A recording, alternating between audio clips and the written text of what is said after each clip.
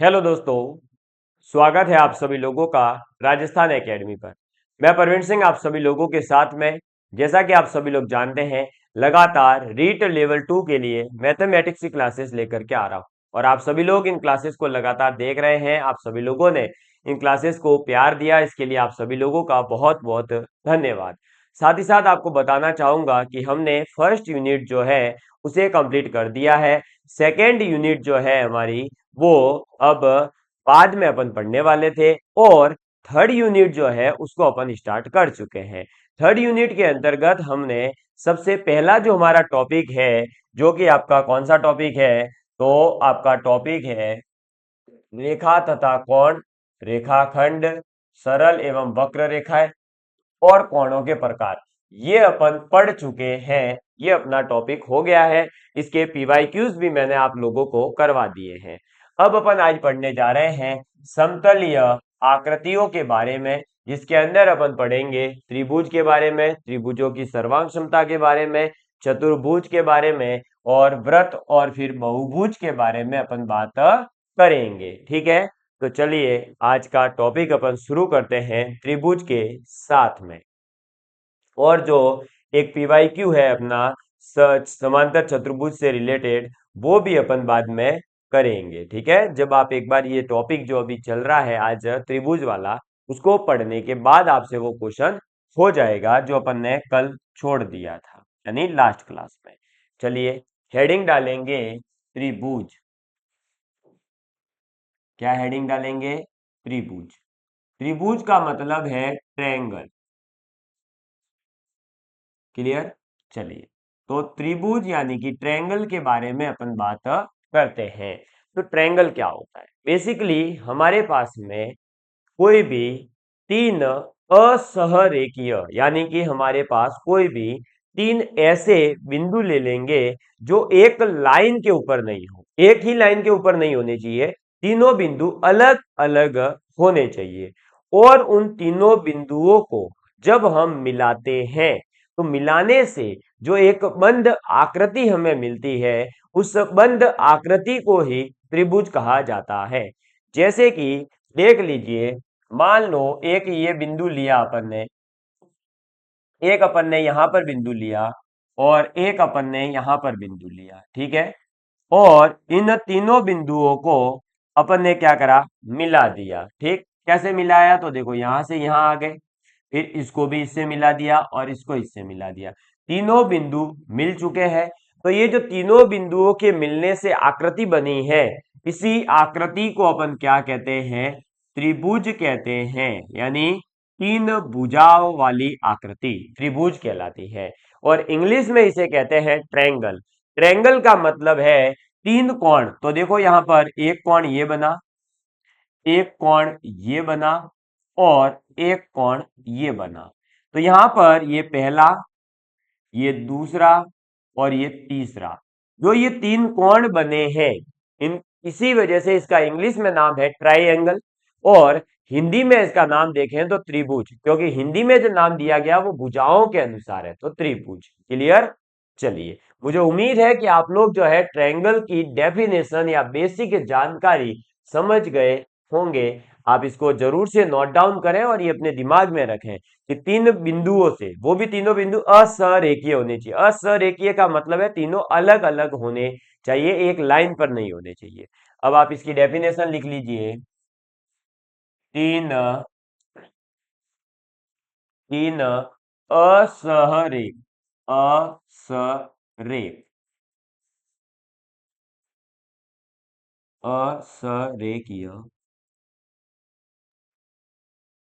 बिंदुओं, ठीक है, असरेखीय बिंदुओं में से में से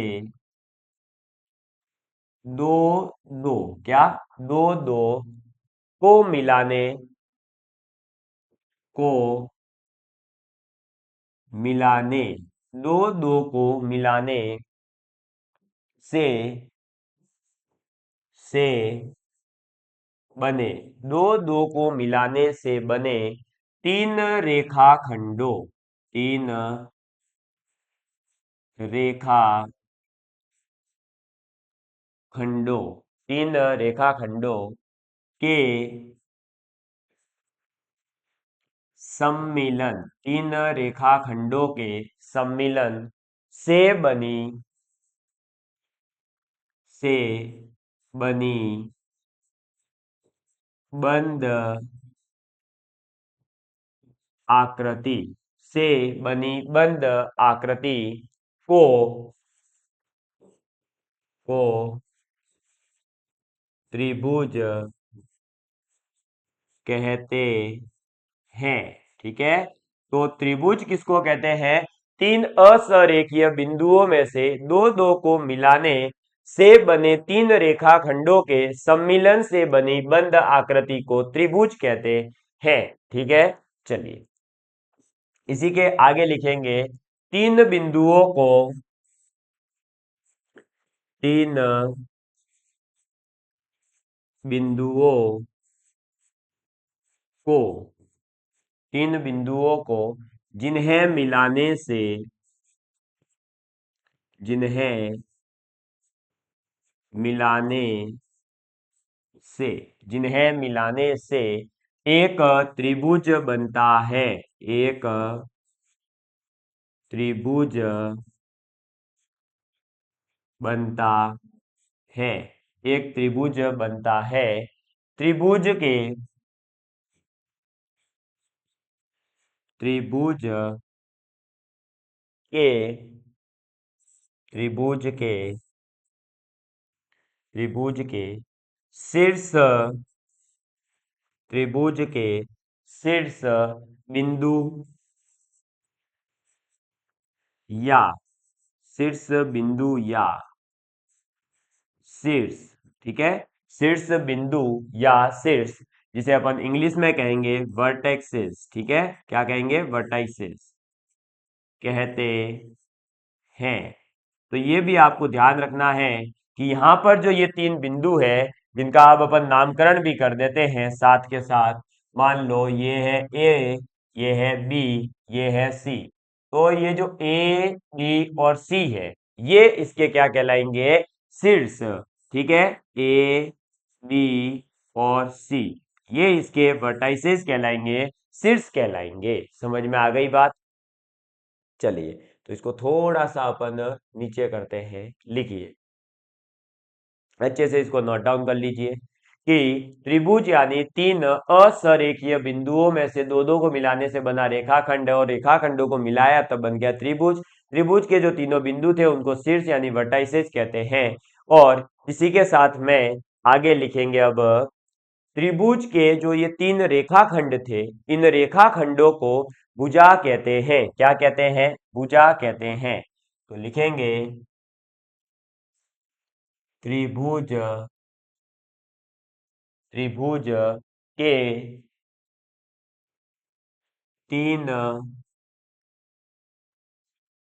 रेखा खंडों, तीन रेखाखंडों को भुजा कहते हैं। ठीक है, तो ये जो तीन अलग अलग रेखाखंड है जिनसे मिलकर त्रिभुज बनता है, वो उनको भुजा कहते हैं। बिल्कुल बेसिक से एक शब्द, जिसको कुछ भी नहीं पता हो उसको भी पता चल जाएगा। ठीक है, और भुजा कहते हैं तो भुजा कौन सी हो जाएगी? वही ए बी, बी सी और सी डी। ठीक है, ये आप ब्रैकेट में लिखते चलना ताकि आपको डायग्राम से पता चलता चलेगा। ठीक है, चलो आगे लिखेंगे त्रिभुज के, त्रिभुज के तीन रेखाखंडों, तीन रेखाखंडों से, तीन रेखाखंडों से शीर्ष बिंदुओं पर, शीर्ष बिंदुओं पर, शीर्ष बिंदुओं पर बने, बने तीन कोणों, शीर्ष बिंदुओं पर बने तीन कोणों को त्रिभुज के, त्रिभुज के कोण कहते हैं। ठीक है, क्या कहते हैं इनको? त्रिभुज के कोण कहते हैं। वैसे मैंने आपको बता ही दिया, ठीक है ना? तो आप लिख लो, ए बी सी बनेगा, फिर बी ए सी बनेगा, और फिर ए सी बी बनेगा। तो ये तीन कोण बन जाएंगे। क्लियर? ए बी सी ए, या फिर बी ए सी और ए सी बी। क्लियर? ये त्रिभुज के क्या कहलाएंगे? तीनों कोण कहलाएंगे। तो भुजा, कोण, शीर्ष, ये तीनों चीजें आपको समझ में आ गई होगी, और त्रिभुज क्या होता है वो भी आपको समझ में आ गया होगा। अब आपके साथ में जो है बहिष कोणों की मैं बात करने जा रहा हूं। तो बहिष कोण के लिए हम एक ट्रायंगल बना लेते हैं। ये रहा ट्रायंगल, ठीक है? ये रहा ट्रायंगल, और इस ट्रायंगल में इस भुजा को आगे बढ़ाया, इस भुजा को इधर बढ़ाया, इस भुजा को इधर बढ़ाया। क्लियर? अब इसके अंदर देखिए क्या होगा। तो हमारे पास में ये जो एक कोण बना, फिर इधर देखो, ऐसे ही इधर देखो, और इसके पास में एक बाहर कोण बन गया। ऐसे ही इसको देखो और एक इसके पार देखो। क्लियर? इसको नाम दे दो, ये ए, ये बी, ये सी। ठीक है? अब देखिए, हम नाम दे देते हैं भाई, इसका बाहर वाले का एक, इसका दो, इसका तीन। तो ये हो जाएगा चार, ये हो जाएगा पांच, ये हो जाएगा छह। तो यहां पर जब आपने एक त्रिभुज की जो तीनों भुजाएं थी, इन तीनों भुजाओं को थोड़ा थोड़ा सा आगे एक्सटेंड किया है ना, जैसे बी सी को थोड़ा आगे बढ़ा दिया, फिर ए बी को थोड़ा आगे बढ़ा दिया, ए सी को थोड़ा आगे बढ़ा दिया। तो इस प्रकार से जब आपने तीनों भुजाओं को एक्सटेंड किया, तो एक्सटेंड करने पर ये जो बाहर की ओर देखो, एक कोण, इधर दूसरा कोण, इधर तीसरा कोण, तो बाहर की ओर क्या बन गए? कोण बन गए। समझ में आई बात? तो ये जो 1, 2 और 3 है, ये बहिष कोण कहलाते हैं, बाहरी कोण कहलाते हैं। जबकि अंदर वाले कोण कौन से हो गए? 4, 5 और 6। तो हम ये कह सकते हैं त्रिभुज की आकृति के अंदर जो कोण बने वो अंतः कोण कहलाते हैं, और जो बाहर की ओर बनते हैं वो बहिष कोण कहलाते हैं। तो आप लिखेंगे कि कोण एक, कोण दो और कोण तीन, ये क्या कहलाएंगे? ये कहलाएंगे बहिष कोण, यानी बाहरी कोण, एक्सटर्नल एंगल। और वहीं पर ये कोण चार, कोण पांच, ये कोण छह, ये क्या कहलाएंगे? अंतः कोण कहलाएंगे, यानी इंटरनल एंगल। ठीक है? लिखना हो तो इंग्लिश में भी लिख लो भाई, इंटरनल एंगल। और ये क्या कहलाएगा? तो ये कहलाएगा एक्सटर्नल एंगल। क्लियर? तो इंटरनल और एक्सटर्नल एंगल क्या होते हैं वो मुझे उम्मीद है कि आप समझ गए होंगे। अब इन इंटरनल और एक्सटर्नल एंगल्स में क्या संबंध होता है, इनके बारे में क्या क्या याद रखना है, उसकी बात भी अभी अपन करेंगे। लेकिन पहले एक बार आप जो है इसको अच्छे से नोट डाउन कर लीजिए, फिर अपन आगे बढ़ते हैं। मैं साइड में आ चुका हूं, आप आराम से नोट डाउन कर लीजिए। क्लियर? जल्दी से इसको नोट डाउन कर लीजिए। ठीक है जी, चलें आगे। देखिए नेक्स्ट, अब ये जो इंटरनल एक्सटर्नल एंगल पढ़ा है ना, इसका यूज अपन आगे करने वाले हैं, क्योंकि दो अंतः कोणों का योग एक तीसरे अंत बाह्य कोण के बराबर होता है, लेकिन वो चीज आगे अपन बात करेंगे। ठीक है? अभी अपन जो है थोड़ा सा पहले बेसिक चीजों को जान ले। अब आप हेडिंग डालिए, भुजाओं के आधार पर, भुजाओं के आधार पर, ठीक है, भुजाओं के आधार पर त्रिभुजों का वर्गीकरण, भुजाओं के आधार पर त्रिभुजों का वर्गीकरण। क्लियर? चलिए, तो भुजाओं के आधार पर त्रिभुजों का अपन अलग अलग वर्गीकरण करने वाले हैं, यानी कि classification of triangles on the base of sides. Clear? जिसमें पहला आपका टॉपिक रहेगा, पहला ट्रायंगल का जो टाइप रहेगा वो रहेगा आपके विषम बाहु त्रिभुज। विषम बाहु त्रिभुज। ठीक है, चलिए। और विषम बाहु त्रिभुज को आप इंग्लिश में कहेंगे स्केल एंड ट्रायंगल, क्योंकि इसके अंदर क्या होगा, जो तीनों साइड्स है वो अलग अलग होने वाली है। तो अब मैं यहाँ पर थ्योरी कम लिखवा करके आपको ज्यादा चीजें बताना चाहूंगा, इसलिए देखो ये रहा डायग्राम ABC। और विषम बाहु त्रिभुज का मतलब सीधा सा इतना है कि अगर AB, BC और CA तीनों के तीनों साइड्स अगर बराबर नहीं है तो अपन इसे क्या कह देंगे, आपका विषम बाहु त्रिभुज यानी स्केलन ट्रायंगल कह देंगे। तो जिस त्रिभुज की तीनों भुजाएं अलग अलग माप की होती है उसे विषम बाहु त्रिभुज कहते हैं। AB not equal to BC not equal to CA। Clear? चलिए, इसको जो है मैं थोड़ा सा छोटा कर देता हूं और अगला जो टाइप है वो भी यहीं पर लिख लेता हूं। ठीक है, चलो। और अब इसी का एक क्लोन यहां पर रखते हैं। देखिए, अब नेक्स्ट जो अपने पास में टाइप आता है वो आता है सेकेंड टाइप। तो विषम बाहु त्रिभुज के बाद में आता है समद्विबाहु बाहु, समद्विबाहु त्रिभुज। ठीक है, समद्विबाहु त्रिभुज। अब समद्विबाहु त्रिभुज की अगर मैं बात करूं तो ये रहा हमारे पास में ट्रायंगल।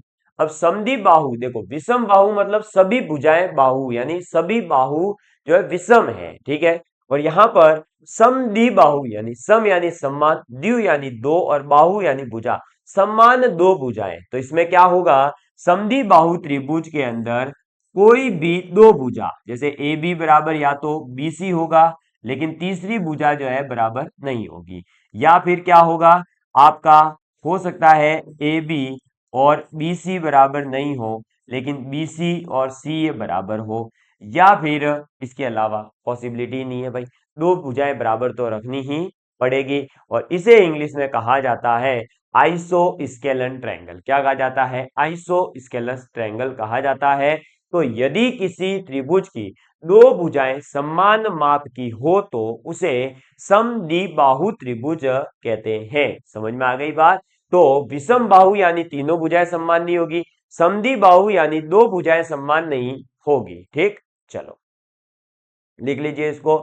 फिर अपन जो है समबाहु त्रिभुज की बात करेंगे यानी इक्विलैटरल ट्रायंगल की बात करते हैं। लिखिए नेक्स्ट। तो हमारे पास में अब कौन सा आ जाएगा, थर्ड वाला। ठीक है, और थर्ड टाइप जो है वो लास्ट है भुजाओं के आधार पर, और वो है सम बाहु त्रिभुज। अब समबाहु त्रिभुज जो है उसमें क्या होगा, तो ये लो भाई, अपन ने एक ट्रायंगल बना दिया। ठीक, ये ए, ये बी, ये सी। ठीक है, अब यहां पर क्या होगा, तो समबाहु त्रिभुज है, इसका मतलब ए बी बराबर होगा बी सी बराबर होगा सी ए, तीनों की तीनों भुजाएं क्या होगी, बराबर होगी। समझ में आ गई बात? तो विषम बाहु के अंदर तीनों भुजाएं बराबर नहीं होती है, समद्वि बाहु के अंदर त्रिभुज की कोई भी दो भुजाएं बराबर होती है, और समबाहु त्रिभुज जिस त्रिभुज के अंदर सभी भुजाएं समान माप की हो उसे समबाहु त्रिभुज कहते हैं। ठीक है, चलिए, तो ये आप नोट डाउन कर लीजिए। इसके बाद में नेक्स्ट अपन पढ़ने जा रहे हैं अब क्या, तो कोणों के आधार पर त्रिभुजों का वर्गीकरण। अब क्या पढ़ने जा रहे हैं अपन, कोणों के आधार पर, कोणों के आधार पर त्रिभुजों का, त्रिभुजों का वर्गीकरण। ठीक है, क्या पढ़ने जा रहे हैं अब अपन, तो अभी तक अपन ने पहले क्या पढ़ा है, भुजाओं के आधार पर त्रिभुजों का वर्गीकरण। अब अपन पढ़ने जा रहे हैं क्या, तो कोणों के आधार पर त्रिभुजों का वर्गीकरण। ठीक, अब कोण के आधार पर त्रिभुजों का जब वर्गीकरण करते हैं तो उसमें सबसे पहला जो आता है वो आता है न्यून कोण त्रिभुज। क्या आता है? न्यून कोण त्रिभुज। अब न्यून कोण त्रिभुज क्या होता है? न्यून कोण त्रिभुज जिसे इंग्लिश में कहेंगे एक्यूट एंगल ट्रायंगल। अब एक्यूट एंगल ट्रायंगल क्या होता है? एक्यूट एंगल ट्रायंगल जिस ट्रायंगल के अंदर प्रत्येक कोण क्या हो? न्यून कोण होना चाहिए। ठीक है, जैसे अपन ने ये एक ट्रायंगल बना दिया, ये हो गया ए, ये हो गया बी, ये हो गया सी। ठीक है, अब इसके अंदर अगर हम देखें तो ये देखो एक कोण ये बना, दूसरा कोण ये बना, तीसरा कोण ये बना। तो ये जो एक, दो और तीन कोण बने हैं ये तीनों के तीनों कोण न्यून कोण होने चाहिए, यानी एंगल ए, एंगल बी और एंगल सी तीनों क्या होने चाहिए? न्यून कोण।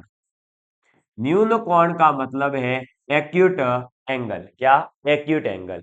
इसका मतलब ये जो एंगल ए है, एंगल बी है, एंगल सी है, सभी के सभी 90 डिग्री से छोटे होने चाहिए। क्या होने चाहिए? 90 डिग्री से छोटे होने चाहिए। अगर एक भी कोण 90 डिग्री से बड़ा हो गया तो फिर ये न्यून कोण यानी एक्यूट एंगल ट्रायंगल नहीं रहेगा। समझ में आ गई बात? तो जो त्रिभुज के तीनों कोण हैं वो तीनों कोण अगर 90 डिग्री से छोटे हो तो उसे न्यून कोण त्रिभुज कहते हैं। ठीक है, चलिए फिर बात करते हैं आगे। तो नेक्स्ट आता है न्यून कोण त्रिभुज के बाद में समकोण त्रिभुज। कौन सा? समकोण त्रिभुज। तो दूसरा लिखेंगे समकोण त्रिभुज। अब समकोण त्रिभुज क्या होता है? तो ये देखिए, ए, ये बी, ये सी। ठीक है, तो देखिए भाई, समकोण त्रिभुज का मतलब क्या है? समकोण त्रिभुज का मतलब है कि एक जो एंगल होगा, है ना, वो 90 डिग्री होगा। एक एंगल कितना होगा? 90 डिग्री होगा। तो कोण बी जो है वो कितना होगा?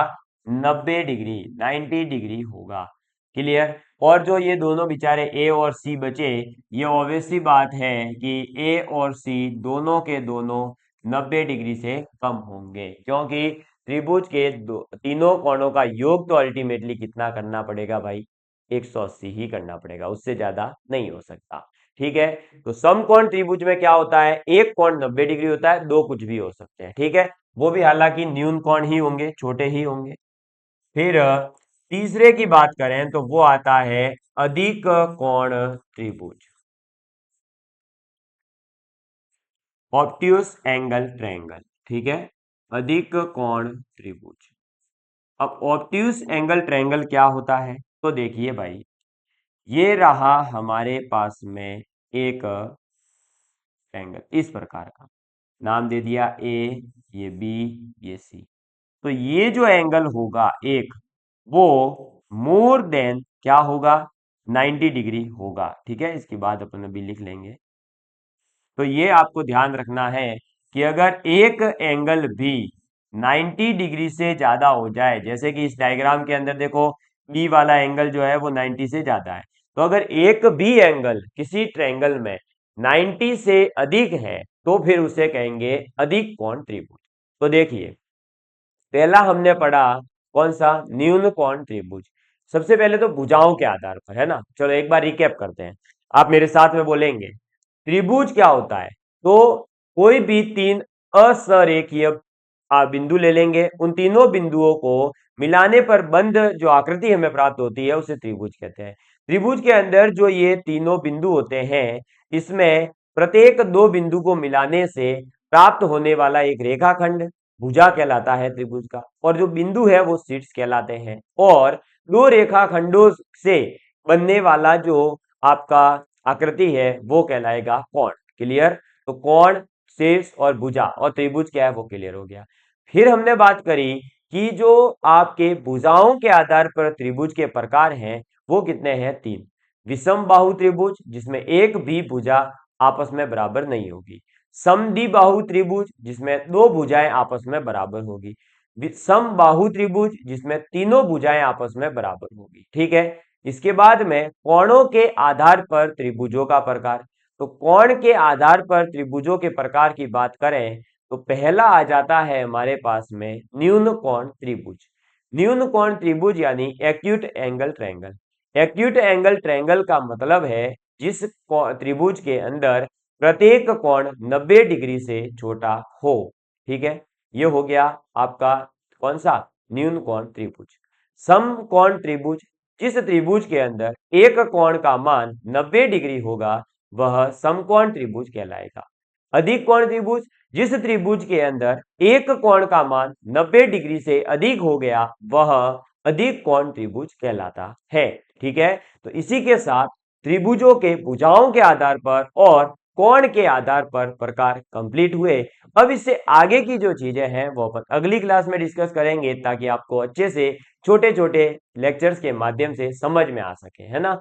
चलिए, तो अब बात करेंगे अगली क्लास में। तब तक के लिए bye bye, love you all of you, please take care and please share with your friends. जय हिंद, जय भारत।